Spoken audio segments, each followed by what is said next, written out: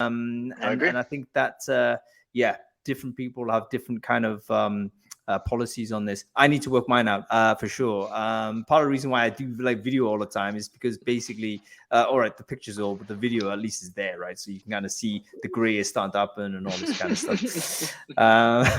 Anyway, okay, we're live, everybody. Welcome to Founders Focus. We are back. Folks, I say this now every time, but it is actually true. This is my favorite thing to do every week because I'm learning so much from the conversations I have with people who are so upset at the problems in recruiting that they thought it was a good idea to set up a company to try and do something about it. I think these are unusual people. I think they've gone to make an unusual decision, and I think we can learn a lot from their journey and the path that they've made. So it's great to be back with you today on Founders Focus. And I'm delighted to welcome onto the show Virgile Raingeard, CEO of Figures. Virgile, welcome to the show, man. Thank you for having me. I'm very flattered and very happy to be here.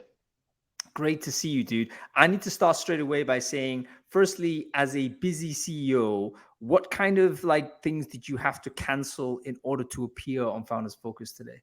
No, actually nothing. It was in my calendar for long enough that it was the most important part of my day.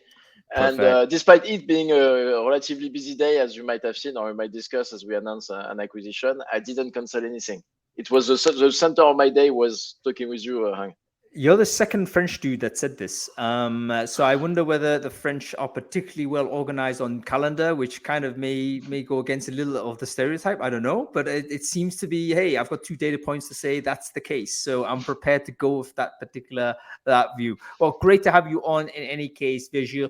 Tell us about the news. You mentioned there was something going on. I mean, maybe some people don't know about that. What has happened recently that's been exciting for you guys? We just announced that we acquired a UK company called Perspective, which is basically doing the same that we do as Figures, right? So we are doing compensation benchmarking for now, and we have a product for companies, startups, and scale-ups to benchmark their compensation with the rest of the market. And we just acquired a UK company that was doing the same, which means we have an extra 120 or 115 clients of today and a significant data set in the UK, meaning we have valuable compensation data in the UK, and we can actually start helping out companies over there. Wow, amazing. So that's quite an aggressive move, if you don't mind me to say, in the early stages of your business. So great to do the acquisition. Let's talk about it. As a CEO, as a new CEO of a business, this is one of the big decisions you got to make, buy or build, right? So how did you come to the early idea that, you know what, I'm going to buy this company? What is the thought process in your mind to think, here is something we want to get? And what are the steps to get there? This is, I think, most people won't have any clue on. Let's start the conversation on that point. Yeah, well, which is funny. If you asked me at one point, 2 years ago, whether I'll be, first of all, talking with you, and second of all, talking about potential acquisition, I think I would have laughed in your face. But how did we get to this? Is in our business, in order to provide value to our client, right, we need to have a great product, which I think we do, thanks to my co-founder, Bastien, and a good enough data set, right, to provide value to our client. But we need reliable data, and we've chosen the option not to rely on external third-party data or scraping of websites like some people do. We collect data from our clients, we validate it with them, so we want it to be very reliable. So when you launch in a new country, right, you don't have any data. So how do you collect the data? You start gaining your way slowly, offering Figures for free some clients. So it takes some time. So acquisition was already as an option to accelerate, acquire someone who has client base, has some data, and can help you out immediately. And so we met Perspective as part of discussing with our competitors, right, which is an interesting discussion as well. I always thought that you never chatted. I should never talk to any of our competitors, but turns out discussing with some of my advisors and mentors says, no, this is what you do all the time. You just get to know them, get a feel for them, and so on. Talking to one of them, they're like, okay, we have data in the UK. We don't have a very strong product as of today. We're building one. You have data outside of the UK and a good product. It seemed like a match, and we took it from there and pushed the discussion a bit further. That's pretty much it. Yeah, that's great. I mean, and good to kind of have that awareness that, interacting with competition or people who, previously we might kind of intuitively think you've got to keep away from the business, but typically this happens less than you imagine. I think people outside of startup or are starting up at the first time often think that it's like you have to be super defensive, everything NDA, everything secret. Actually, no, everything's like pretty open. We're just talking about trying to solve these problems. And, we were all pushing kind of in the same direction. And at some point, of course, there'll be some jostling or whatnot. But generally speaking, I rarely see examples of people that are just like inherently hostile to their competition. That's rare. And oftentimes there's a reputational damage if you do that. So yeah, this it's something people should know. If you start a business, talk to your competitors. Yeah. Rule number 1 of entrepreneurship. Okay, Virgile, let's go back in time when you started the business. You are, I think, one of the rare people that have gone sort of through the journey as a HR person, as a comp and ben specialist, I think, at the beginning, and all of this is kind of the most anti-entrepreneur career path possible, right? If you don't, and I mean, due respect to everyone in HR, where a lot of people follow Brain Food out in HR, I mean it fully respectfully, but because it is a very compliance driven, very structured, typically you're working big company, all that type of stuff, like this doesn't seem to be the place where entrepreneurship emerges. So for you, why did it happen, Virgile? Like, well, what made you think, screw it, I'm going to do this crazy thing? What was the moment? So it's an amazing question, right? So as you said, I've done like 10 years of HR, starting in compensation benefit and in generalist HR role in large company, then 3 years at Criteo, which was, I don't know, mid-sized company, like 3,000 employees, HR director. Then I moved to HR VP of people operation in a startup where, and even then, I actually always said all my life, I'll never create a company, right? I'm an HR person at heart. I love supporting great leaders, but I don't think I'll be able to lead a company one day. I don't think I'll be able to create anything from scratch. I mean, that was not for me, right? But I think there's 2 things that happened is during my last, my last experience as an HR, as I said, in a HR director for a post-series A startup. First, there was like entrepreneurs everywhere. Well, like pretty much we had a bunch of people who created their own company and came, or a bunch of people who were in this company. Comet at the time has a launching pad for their own startup, which is something that we accepted. Like we actually love having people being like, I'd love to join the company. I'll do 2-3 years before starting my company. And so you get exposed to those kind of people, and you get exposed to entrepreneurs, people who've done it, and you start realizing, well, maybe it's something, that doesn't seem as inconceivable for me to do, to actually create a company. So I think it's the environment, like being in this environment actually changed my mindset. I was 100% sure I would never be in this position 3-4 years ago, but going through that actually changed my perspective. And then the second thing is finding a pain point, something that drove me, which was when I was over there, I had no reliable compensation data. Every time I wanted to create my compensation strategy, my salary grid, I was like, which data should I use? There's actually none. And it drove me actually insane. And so I had, I think, something that, I had this passion, like the pain I wanted to fix, which is a pain I faced as an HR director. And I had the chance of being in an environment where I could see, well, I guess this is doable. Like creating your own company is doable. Yeah, amazing. 2 great points there. Firstly, I want to sit on that a little bit. Just the environment that you're in gave you the example so it basically closed the distance between it becoming a fantasy and something that was real. And now I'm kind of going back in some of the conversations I've had.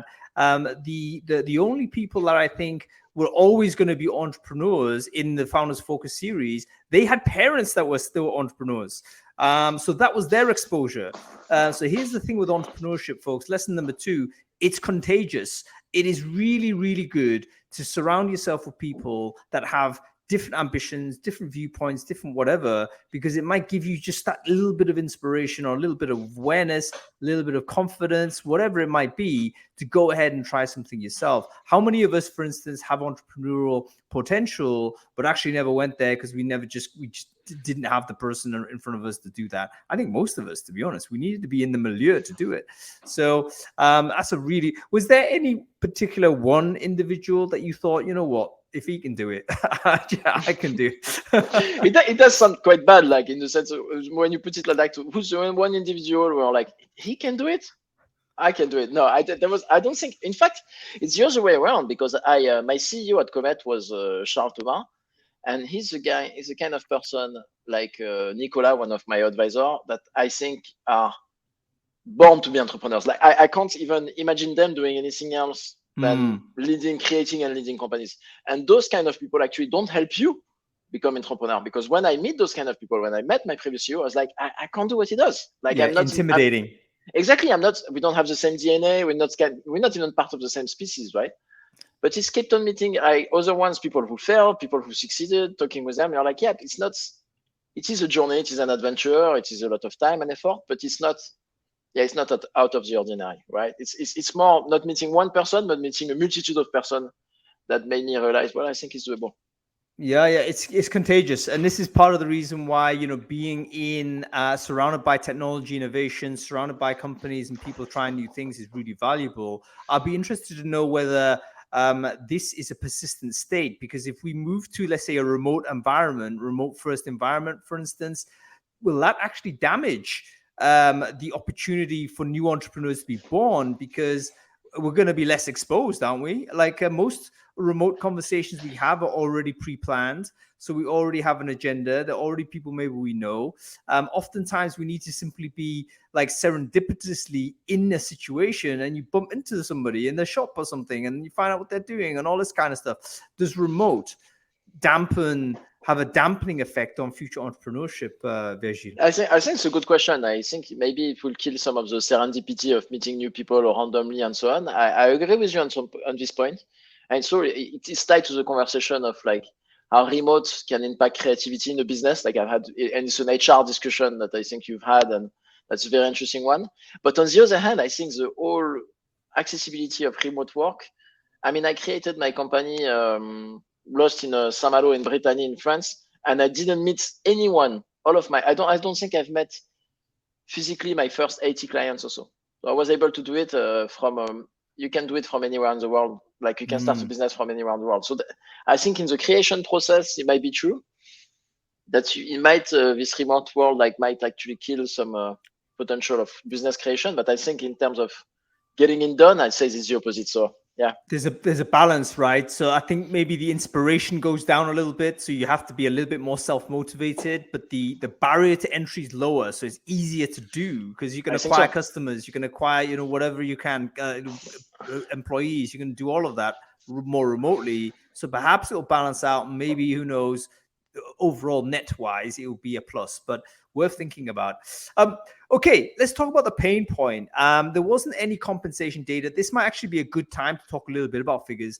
Give us the two sentences on what this is and why people should care about it. Basically, we're for a product for a decision maker in startup and scale up to benchmark their current compensation with those from the rest of the market and their direct competitor. Yeah, right, and the way how do you get the data? I assume it's because if I want to use it, I need to give up my salary data for the staff anonymously, right? Yep. Exactly. Cool. That's the case. That's it. Yeah, perfect. Very, very good. Very, very simple model, man. And by the way, this is a good example of the value of anonymization and aggregation, because it basically means you can absolutely see benchmarking on it. Isn't this a concern for some companies that maybe don't have a robust compensation scheme? Like some companies are ran very skinny, let's say, in the sense that, they can't necessarily feel they can afford to compete with these companies, etc. Maybe we want to try and always negotiate as best deal we can. Like, what do you say about those companies or that attitude? Do you think that's like a legacy position or an old traditional view, or do you still think it's persistent and something we need to educate the market on? Well, I think it's a bit of both, right? There's still actually people with that kind of view and that kind of strategy, I'd say. And it's still relevant for them because they can get access to market data. Then basically they do whatever they want with it. Either they use it to maximize negotiation, or they use it to actually bump up salaries in some areas. But at least they know, right? It's very different than flying blind. But we can't manage. I have a core belief that what you described is not the way I think companies should definitely drive their compensation strategy. And this is a frustrating thing with figures, is we can only give them the best data possible, the best analysis possible. We can nudge them a little bit towards transparency, fairness, removing negotiation out of the play, because this creates unfairness. But at the end of the day, we're just they're responsible of the decision they make, right? Yeah, I totally get it, and I love the positioning there as well. Like, you can't advocate particularly too obviously on a particular position, because fundamentally you're an information provider and an intelligence tool, so that's what they want. And if you choose to ignore the data, or you choose to continue a strategy that is away from the rest of the market, then that's your business. Then you're okay to do that. So very, very interesting. Indeed. Okay, so you've been doing this for how long now? 2 years, Virgile? 3 years? A bit less, October 2020, so a bit over a year and a half, I'd say. Okay, so a year and a half. Can you tell me, of this period of time, if you don't mind me to ask, what has been your toughest decision that you've made in that period of time? The hardest one, the key decisions there during that period? I think there's been two types of, I think there's been two critical decisions, right? So very early on, in fact, for the story, I started by myself. At the beginning, there was no product. I just asked companies for their compensation data as Google Sheets, aggregated it, gave them back a Google Sheets with aggregated data. I love it, yeah.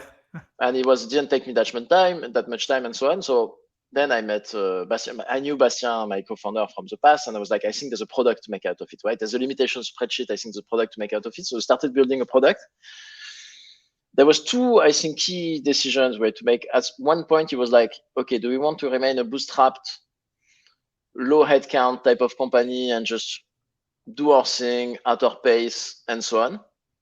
Or do we want to go more aggressive, like raise funds, accelerate, hire people, go internationally and so on? I think there's two reasons why we actually choose option number 2, right? Meanwhile, it was not our preferred option at the beginning. One was a very personal decision that we wanted to live that experience. We're like, okay, maybe it's a once in a lifetime opportunity to go through that growth, growing a business, expanding internationally, acquiring business, raising funds. It's a once in a lifetime opportunity to know that from an experience perspective, and maybe it's one we want to know. We can always go back and find an opportunity to have a small business. We might never have an opportunity to create a bigger one. So this was the first one. The second one was more of a business decision, is that due to the nature of what we do, it's most of the winner takes all or winner takes most market, in the sense that might be consolidation. And if it's either you go big or go home. There's a chance that if we remain too small, we will get eaten alive by any new competitor that would come. Meanwhile, there was none at the time. Now there's some popping up. And if you're too small, you might die later on. So this was the first decision, to go towards a more aggressive expansion, VC-funded trajectory. I love the emergence of the idea, Virgile. So this is basically your problem you had. You're operating as a HR director or something. You had this issue. Your reaction to that was to say, screw it. I'm just going to ask these companies to provide the comp data, and I'll just promise them, hey, listen, give me the data and I'll share everything I've got with you once we've inputted it in. And then suddenly this became a Google spreadsheet, I guess, that companies were using, right? So how many companies did you get onto the spreadsheet before figures became a thing? I think we got to 50 companies on the spreadsheet, maybe more than that. In fact, we use the product. We switched the product around 50 to 60 companies using it. It was just a spreadsheet I kept on adding, and I kept on adding tabs, because I had this consolidated data for CTOs, but the CTO of a 20% company was different than a 400% company. So I'd create a tab to split categories of CTOs per headcount, per funding. At some point, this is where I was like, why am I doing this in a spreadsheet when the product could do all that, right? All the filtering, all the tinkering around, and so on. Tell me the spreadsheet still exists in some form, man, because I think that would be a very cool artifact in the history of figures, right? Let's imagine 2 years down the line, 5 years down the line, figures are like your multi-billion-dollar business, whatever. You still have the spreadsheet somewhere. Well, you're 100% right. So we have this history page on Notion where we keep track of this thing. We keep track of the first document we signed with my co-founders when. At the time, I agreed to give him some of the revenue. It was not even a share agreement. We keep all of that quite locked into our history page in your history books. Yeah, that's great stuff, and fantastic that this started in a very lo-fi way. I think that's a classic way to do a startup, isn't it? Like, try and fix it without too much tech. Because you need to figure out whether there's value there. And the fact you've kind of got to 50 customers or 50 users that are voluntarily prepared to put their data in, I think is a very good sign. There's market value there. So it's a really good way of low cost market proofing your product. Too many people I see go away and spend time on marketing, spend time on product polish, spend time on like hiring engineers or even outsourcing development, all of this stuff before there's even a single interaction with a customer. And you think, you know what, you're building something, you better have it's like throwing a dart to a very to the bullseye and hoping that it hits, and you're from very far away. Very, very hard thing to try and achieve. So great example for basically low cost experimentation, but real experimentation with the marketplace. Fantastic stuff. Okay, and I love the idea as well, Virgile, that you wanted to experience the journey, right? So this was not entirely strategic, even though the strategy aligned, but it was also about, hey, listen, I've spent being a corporate guy, successful at the senior level, HRD or whatnot. This is a kind of apex position in the function, really. But you want to experience the journey of actually running this company in this startup thing. Again, a great lesson to learn from for entrepreneurs. You got to enjoy the journey. You got to also, it's part of your decision making. Do the stuff that's going to help you grow as a person. That's going to make you a better CEO.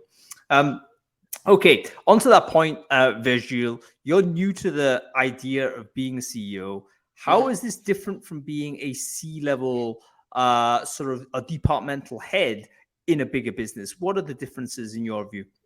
Well, it's a very good question. In fact, you mentioned two things which are, I think, quite different in the way you phrase that question. Like department head versus C-level. And I think, I'm not sure I would have, environment aside, right, we discussed about previously, I'm not sure I would have been able to create figures if after my role at Criteo, where I was HR director for the tech function, so it was 800 employees, right? So I was HR director of a fairly large chunk of the business, but I was not a C-level. And the key difference there was that I was in charge of a whole department. I had a team at some point between recruiting and when I managed the recruitment team, it was like 15, 20 person. Just the HR team, I think, was like 5 or 6. But I was not a C-level, and I didn't sit down in executive meeting, in board meeting, and so on, which I did once I moved to my next company in Comet. And this is a big difference. Why is it a big difference? Because when I moved to Comet, I started being exposed to business decision, business discussion, and so on. I started being exposed to, should we change our pricing? Should we expand internationally or not? Should we change the structure of our organization? What's our marketing strategy? What's our operational structure to onboard clients? Where are the key KPIs with measuring? Basically, when I moved to Comet, my role became, I think, 90% or 80% HR director, similar to what I was in a different environment in the past. But 10 to 20% of my role became, I was a C-level of a company involved into company, like to important company discussions. And this was super key, because this prepared me to some of the things I've been doing since. This prepared me to start thinking about sales cycle, high touch versus no touch, conversion rate, funnel, marketing strategy, finance, expansion discussion. And without that step as a C-level of a company where I was involved into those discussions, I think my role today and my role early on would have been much, much, much harder. And in fact, I'm not sure I would have been able to do much of the things I do. Really, really important distinction there. And that distinction between head of and C-level is essentially your kind of not letting go, but you're moving beyond the function of your department and thinking as there's a mini team of C-level folks that all of whom have moved beyond their function, and all of whom are thinking about the business as a wider unit of analysis, and everyone is involved in those decisions and inputting in sales, marketing, whatever it is. It's not that the final decision may be the CEO and the head of the department to implement, but everyone inputs into this and gives their opinion from their own perspective. So really important insight on all of this. In all of those activities then, as a C-level person now, what are the CEO things that you enjoy to do, Virgile, and what are the things that you don't like to do in your new role now? I'll start with the things I don't like to do, right? I hate all the paperwork, the administrative side of things, all the accounting and so on, right? And it just drives me absolutely nuts, I'd say. And it's needed, like, especially when you start early on. And I mean, still today, the pain changes, but still remain present. Like it used to be just, how do I create my company? How do I file my, I don't know, taxes and so on? It was a nightmare. And now it's just at a much bigger scale. Our previous accounting firm messed up the books for the last year. So it's been in a rush for the past months trying to reconcile all these parts, honestly. Yeah, all this administrative, accounting, financial part of things as well, like corporate decisions, all the paperwork that's aligned with that. I mean, when you raise funds, there's a fundraising part, and then there's just signing up hundreds and hundreds of documents and pages that I didn't even read, to be honest, because I think my sanity relied on me not reading those documents. So I'm not sure what I've signed up to. I actually don't know what I've signed. The last 80% of the document I've signed, and I actually don't know what's on it. Probably, maybe a bad call. I'm not giving out advices to people, right? I'm just saying of my personal experience, but I actually that keeps me sane. On the what I love doing, but I mean, it ties to my point about the whole experience, and I kept hammering about this to the team at our last offsite. For me, it's been really moved to more focusing on the journey rather than the destination, and I'm living my best life. I love building a product. I think that's been a number one thing for me, thinking about what we can deliver, thinking of the value we're bringing to our clients and so on. So building a product, sitting down with the tech team, my co-founder, and so on, to be like, I think we should do that, should go toward that, exchanging about that with our clients to see what they think. It's incredibly, it gives me a ton of energy. I think I love building. It's tough at times, but I like building a company. I like building a company, a culture, making those decisions, and having people enjoy your product. In fact, one of the best moments I've had is when we hired our first sales, Chloe, and I heard her selling figures to clients and prospects when it was not me doing it. I mean, it was incredible feeling when you hear people, like, it's always this analogy with a baby, like talking about figures a different way than you do, but with some passion, with some real energy and so on. I think was a key moment. And I don't know, it's I love confronting new problems every day, finding solutions to new problems, working on product, working with people, building a team. I mean, it's just acquiring a company. So in fact, it was we were discussing this, my co-founder, like going through negotiation of an acquisition. So we were in a co-working space, discussing with the company about the terms, then moving away. If it's okay, let's split room, going back with counter. I mean, this whole thing was incredibly stressful, tough. But after I've done it, like, it's such a bless. I feel blessed to have lived through those moments: fundraising, acquisition, building a team, first hires, 10th hire, 15th hire, and so on. I mean, I don't know. It's a blast. Yeah, that entire journey. I think that the decision you make, I think at some point to enjoy the journey, or at least be aware of it, and be sort of conscious of all of that experience, really helped. I guess make those moments more obvious to you. You know, a lot of people might look back on it, 10 years past, or in the future, they'll look back at it and think, oh, that was great. But you're kind of living it now, which is fantastic. That's exactly how it should be. And you're taking the time to breathe it in. And you know what? Hang on this one, because in fact, your question, it makes me think that you asked the question of the cutoff decision we made. And I think I mentioned the first one, which was like going big or going small and so on. The second one that we had to make, in fact, multiple times, like quite 5 or 6 times in the beginning of Figures, is we had the opportunity to sell the company quite a few times, right? And it's been a very tough decision for us, like for my co-founder and I, and especially 1 or 2 times where we were like, it could be a good fit. It's a lot of money, it's a lot, and so on. And it was actually, and we turned them down, right? Each time, even though it's at some point it was very tempting to say yes. And the last time we did, it made things much, but every time there was a new opportunity coming up with bigger amounts and so on, every time it became a huge issue with us.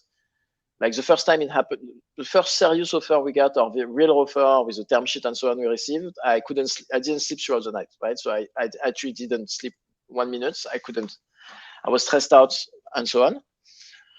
And it was always tricky decision, but the last time we had to make the decisions. Since then, this is where we're like, you know what?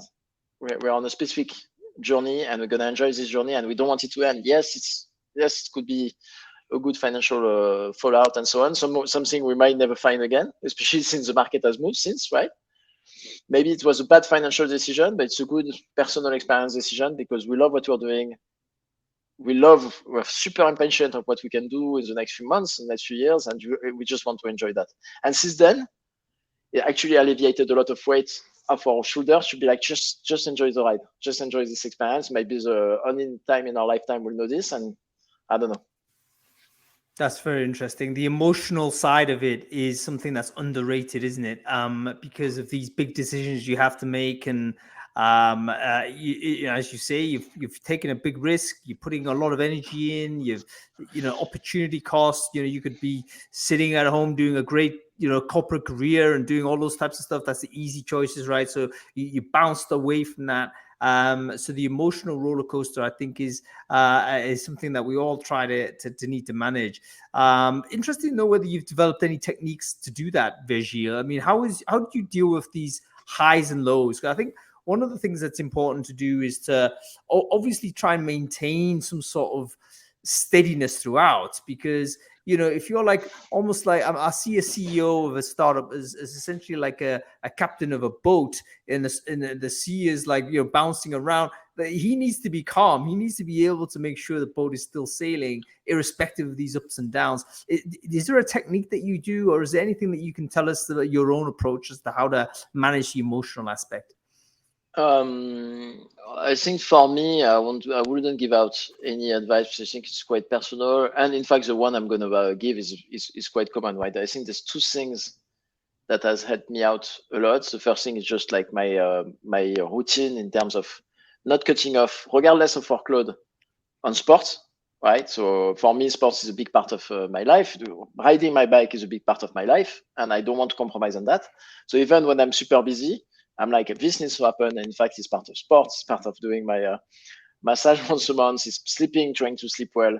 And maintaining that has been super helpful because for me personally, I have quite the virtuous or vicious circle between health and mind. When I start not doing any kind of sport, not eating well, not sleeping well, I start feeling pretty terrible, right? Like I think most people, but for me, it's very present. So sticking to my routine, like even if I'm incredibly busy, I'm like, I need my sports, I need to ride my bike, I need to do this. It's very important for my mental health.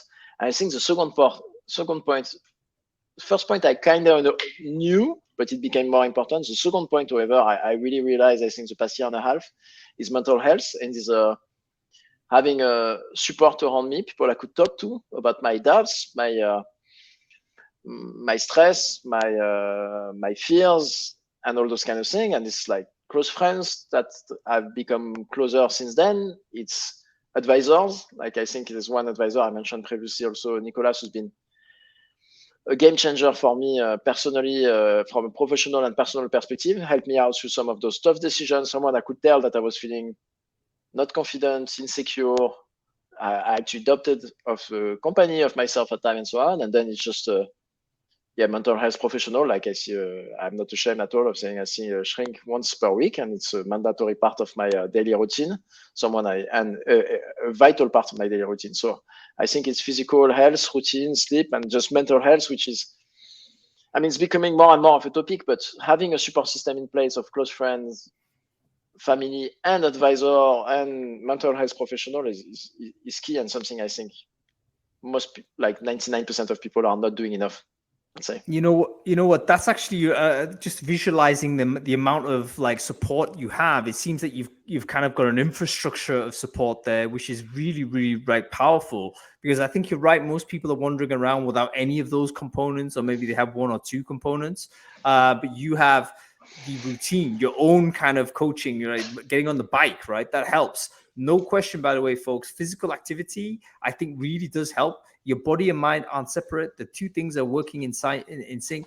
You know yourself, if you're not being physically active or your physical activity's gone down, your mood will also go down. Please do track this, folks. It is the case. We need to find ways to make that routine stick no matter how busy we are. And secondly, as you mentioned, you've got personal friends, you've got professional advisors, and you've got professional support to give all of these inputs and all of these perspectives. I think that's a really powerful, the way in which I imagine this is almost like a professional athlete. It's not just the athlete. There's a nutritionist, there's a strength coach, there's a technique guy, there's a person who does equipment, there's a massage person. Like the entire group is gets together in order to make sure optimal performance for the athlete when there needs to be. Guess what, folks? The CEO is an athlete. Any individual is actually an athlete. You have performance that you need to maintain, and everyone needs that support. So I think we're moving towards a way in which all of this is more acceptable. But as you say, it's still probably a little less mainstream than it should be. But great that you have all of those things to hand, Virgile. Okay, moving on to sort of your kind of decisions when it comes to building the team. You mentioned growing the business and building the organization was one of the things that you enjoyed to do, Virgile. Probably the most significant hire would be the first person you didn't know. The first hire you hired where maybe, yes, we didn't know this person, they came from outside. How did you assess for quality? How did you make sure that this is the right person, the right fit to what you wanted to do? What was your approach to recruitment at that point? Well, I think this is where I think my background did help into having thought about this quite most of my career into having the right person and so on. So meaning very early on, in fact, very early on, we wrote down with Bastien, my co-founder, once again, what will be our values, what will be assessing, how we'll be assessing people on those values and so on. So I think very early on, we tried to spend a little bit of time thinking about this and thinking of way to evaluate this. From our first hire onward, we had kind of that discussion and that framework and that scorecard to evaluate people on that. And then, yes, I mean, talking of scorecard, I think one key element that I brought from my previous career is being like very tough on you don't hire people, you don't open roles without a scorecard, without a clear mission, without expected outcome, and so on. And that drives first of all, that validates the fact that you have a real need for the role, and then after it drives naturally the way you're going to evaluate that person throughout the interview scorecard as well. So I think very early on I had that. Well, I guess that that mindset and that experience that from the past that it needs to be very structured. Like it's not because we're a small business, because it's our first hire, second, third hire that we can go around and just have some gut feel about who we should hire, how we should hire them. It was a very structured process, I think, from the get-go. And is the team like in person or remote? How have you made that decision, Virgile? It's actually a good point. So our team is now half remote, half is in Paris. The other half, I'd say a bit more now even, is anywhere in France or in Europe. Like we have now 2 people in the UK, soon 2 in Germany, and the rest of 1 person in Spain, the rest in the rest of France. So we're running an hybrid model where people are free to work wherever they want, but they need to come back 3 days a month all together at the same time. So this is a model we've chosen to work as. It's worked quite well, even though now we have those questions that every company has, especially as a fully distributed or hybrid model. How don't you create 2 subculture, one for the office people, one for the rest of the team? How do you create synergy and just life for the entire team, including those in the office and those who are not? For now, the only thing we've done, and I think we do relatively well, is the fact that we bring back, once again, the whole team 3 days per month. But something we're not doing well is the other 28 days per month, doing something to maintain that company culture. So on that part, we're not doing very well. Well, I mean, your honesty, I think, is really refreshing throughout all of this conversation, Virgile. It's a real winning quality. And I think most companies would say, though, it's an imperfect, so everyone's imperfectly doing it, right? Because it could be that hybrid is inherently difficult thing to try and achieve. So it is something I don't think anybody does perfectly. It's, I think, a really ambitious idea in any case to try and bring the team together, multi-country, bring them together 3 times a month. I think that's a really powerful thing. And if people kind of look to join figures, for instance, they would know that this is a component of how you do it. And I think that's the key. If you have like clarity in terms of your approach, that should help at the very beginning. It's when you start changing it when you have people and you're trying to, have an inconsistent sort of way of operating, no one is comfortable with that, because you have to then change your approach, change your behaviors and everything in order to adapt. I think on this one, which is interesting, is first, it's like 3 days per month. 3 days per month we have people coming back. So one time per month, 3 days, everyone coming back together from a Wednesday morning or lunchtime to the Friday afternoon. And to your point, because I fully agree, and to bring up something maybe a bit more controversial to hear, like Elon Musk's decision and email to all of Tesla, right? It was all the Tesla employees that they have to come back working full time in the office. Like, not at all my vision, as I said, of working. I think it's a lack of trust, and not entirely not my vision on remote work. But to some extent, I actually applaud someone being like very clear and transparent about where he wants to go. Well, he was super clear. I mean, that was his second email, right? I mean, he had a 2-email salvo, and the second email subtitle was "to be super clear," and it was like, yeah, absolutely. And I agree with you. A lot of people kind of lambaste Musk, of course. I think overall, it's interesting how HR or TA generally perceive CEOs that make these types of decisions. I remember the guy in Goldman Sachs 2 years ago, he was saying, we're going to go back to the office. Everyone piled into him and say, this is a dinosaur, etc. But at the time, you think, you know what, at least he's saying what he wants. Yeah.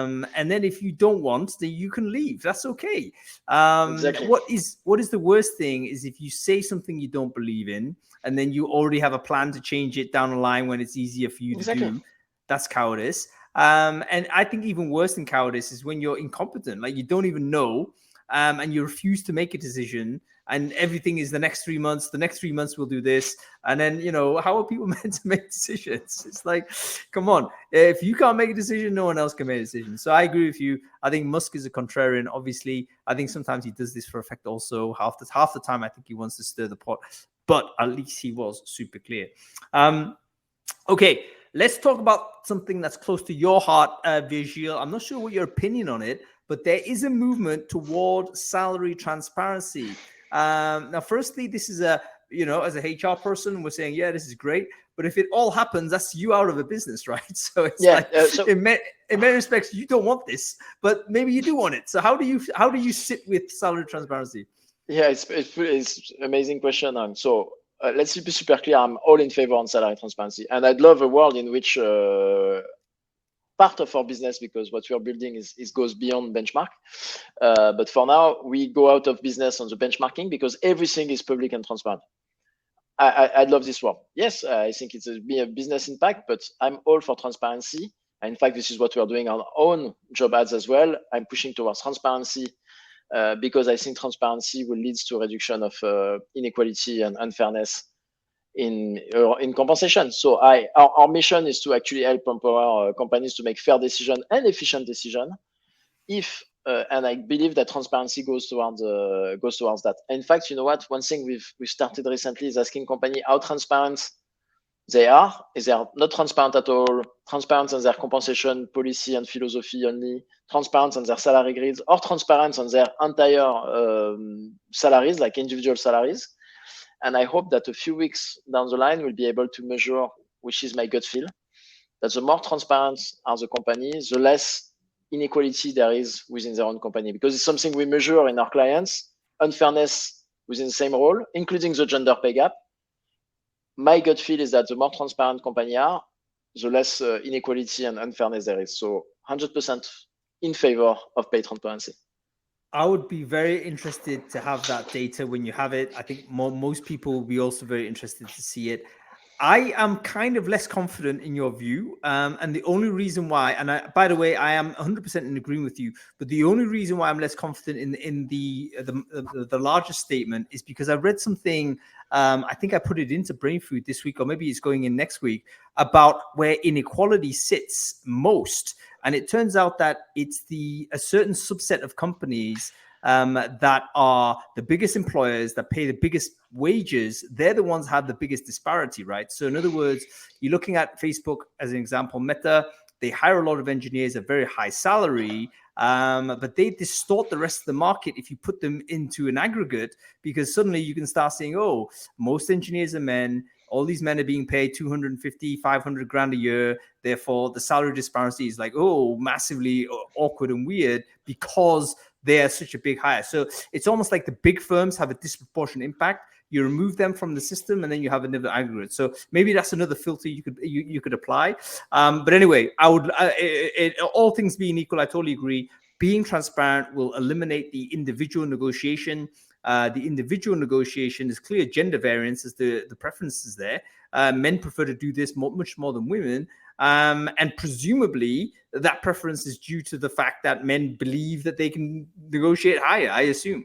So that in fact may manifest in a sort of a pay difference as a result of it. So yeah, do let me know when that money comes. And yeah, it's interesting where the journey you're in. You know, it's like, okay, you want this world to appear, but if the world does appear, then yeah, maybe Figures loses its value. But a product like Figures basically helps companies helps that world happen, right? Because it helps companies understand if you do go to salary transparent route, here are the numbers you need to go with, because I think half the time you don't want to do it because you don't know whether you over or underpay or whatever it is. That can be a big barrier for you to go transparent. Yeah, no, I agree. In fact, we are building features towards more pay transparency because we want to push our clients to share more of their data, share their market positioning, share market data when they send out an offer to a candidate. Say, hey, the offer we are making, so that it's like at the 60th percentile of Figures market data. Take a look yourself. So we want to push the companies towards transparency, even though, yes, it might be counterintuitive in terms of business, because this is where this is our vision and our values to some extent. Taking a stance towards more transparency will reduce inequality. No, I think that's fantastic. Virgile, you mentioned that benchmarking was just one of obviously the first thing that people might know Figures for, but it's you're expanding and diversifying beyond this. So, what other things can Figures customers expect to see from you guys in the next 6 months, 12 months, going down the road? Product development, product things that they can play with and have a look at. So first of all, we're going to keep improving our benchmarking piece, right? So the good thing we have is we're going to improve some of the features in there to provide more value, such as market movements, following market movement more closely per role, per location, and so on, to be able to detect surges in demand or compensation for certain roles, which is something that I think will provide a ton of value to some of our clients. But going beyond benchmarking, there's two key things we have in mind, and one we're working on at the moment is what we call the compensation review piece, right? So I've done compensation reviews in all my HR career, always been a mess, always been done with spreadsheets, manual spreadsheets, taking a huge amount of time, and we want to change that. So the overall experience of doing compensation reviews, meaning having managers, like it's done in 99% of companies, right? Managers have a budget. They decide to suggest salary increases to some people from their team. It gets validation by their manager, or the HR, or the CEO, and so on. This whole thing is done in spreadsheets for nearly every company on earth. And I think it deserves a better tooling. And also to some extent, and that goes beyond what the product we're building, is a lot of companies actually need support and methodology in doing so, right? And we don't want to be a consulting firm, right? We don't want to have an army of consultants helping companies. We want to productize and in fact generate content, high quality content to help our clients. How do I define my compensation policy? What is the percentile? In fact, you're talking to me about a median 670th percentile. What is that? Why should I decide to position myself at the median at market, or go towards the 70th percentile, or be at median but 70th percentile for tech and so on? How do I plan for a salary increase budget? Should I take into consideration inflation when I'm doing my salary increase budget? How do I do that? How do I define this? How do I suggest a salary increase for my employees based on performance and budget and things like that?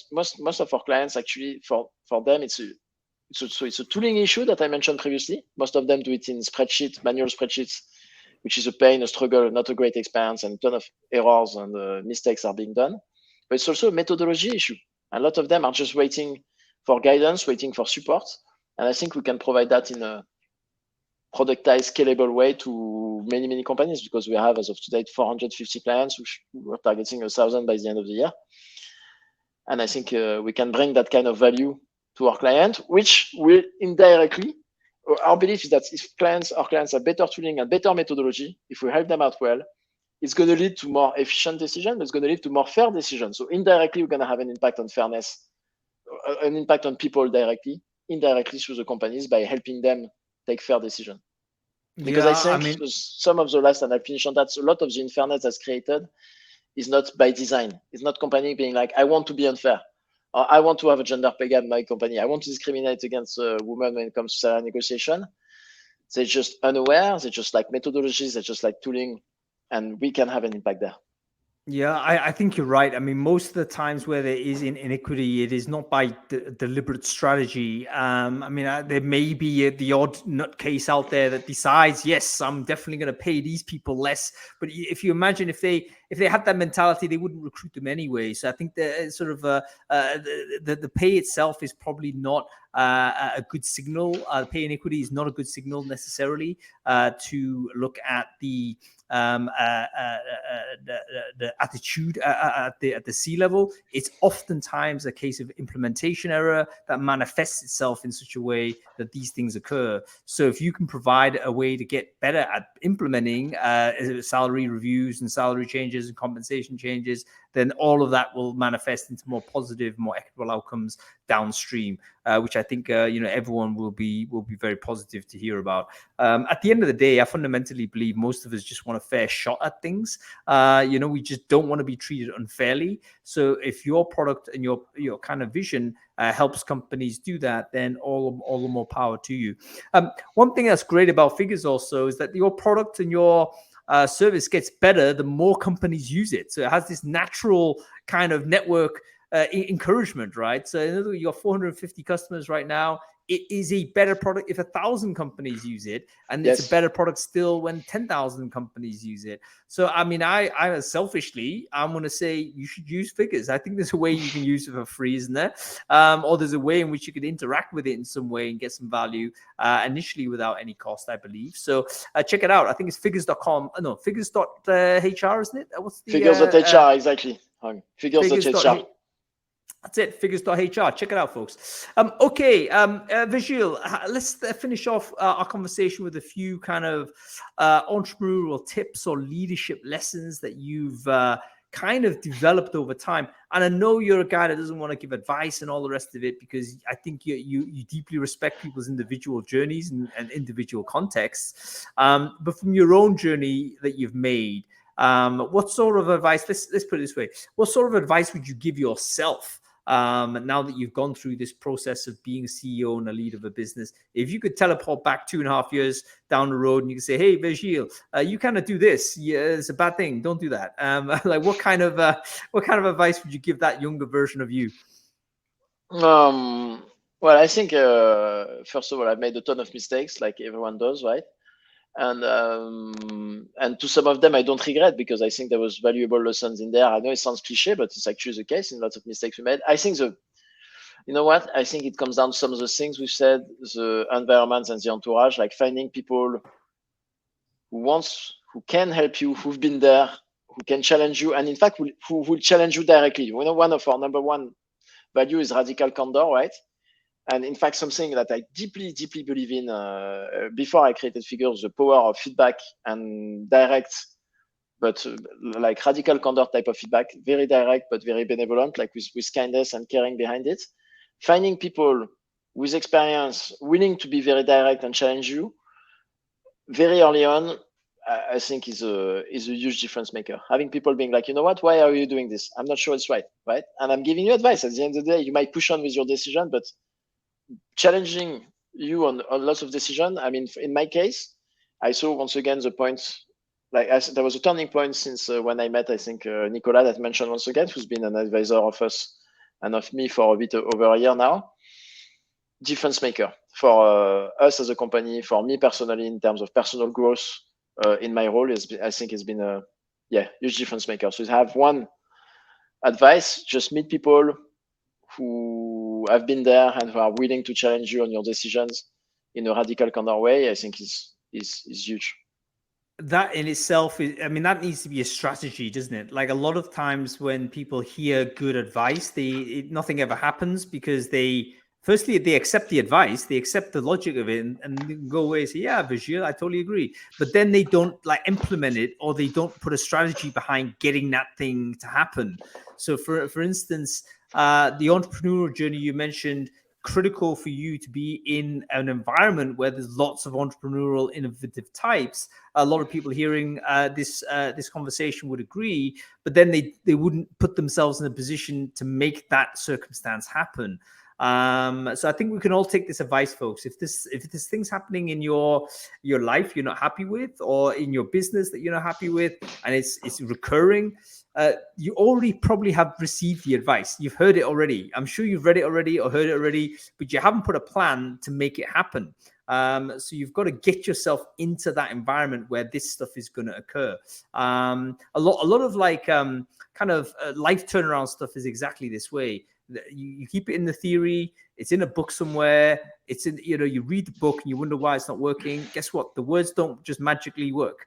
You've got to then say, right, regression plan this is how it works. This is where I want to be. How do I get there? Oh, I need to join a entrepreneurs club or something, or I need to maybe go to that coffee shop where I see a lot of entrepreneurs walk in, or whatever the thing you want to achieve. That's where you need to lean towards and go in towards to do. Okay, cool. So Virgile, forecasting a little bit further forward, what is the sort of, in fact, we'll talk about what's happening later today. I mean, let's do short form firstly. After the end of this conversation, what busy CEOing things have you got on the table that you have to do?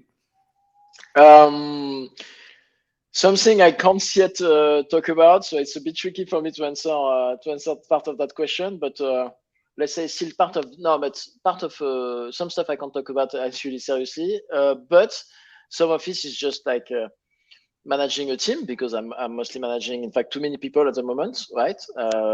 Which is where at that phase where I have too many people, I think, reporting to me directly, and I'm not providing them the appropriate amount of care and management I should. So I think trying to do a bit of that is one point. And point number two is a product, spending more time on the product to deliver some of the things we discussed, some of the things we haven't discussed, because there's so much more we can do. And this is a tough one for me, is to live with the frustration of to find joy into what we're doing and the value we're doing and the product we have, instead of feeling too much of the frustration of what I feel we should have ideally and I should have released. So I think working on the product is what I think I can have an impact, and what gives me the most energy. No, that makes perfect sense. And by the way, I think that's also one of the things that is true for the entrepreneurial journey, particularly the acceptance that you can't have everything completely finished to satisfaction. Yes. But if you go for it and you hit 80% every day, let's say, that's probably going to accumulate over time, and that will work. So don't beat yourself up over stuff where it isn't perfectly complete. Business, like life, is generally a messy thing. Yes. It's a messy thing. It's not a work of art. You just got to pile on through it. It's more of an artisanal experience. So that's the way it goes. Virgile, listen, it's been a real pleasure speaking with you, man.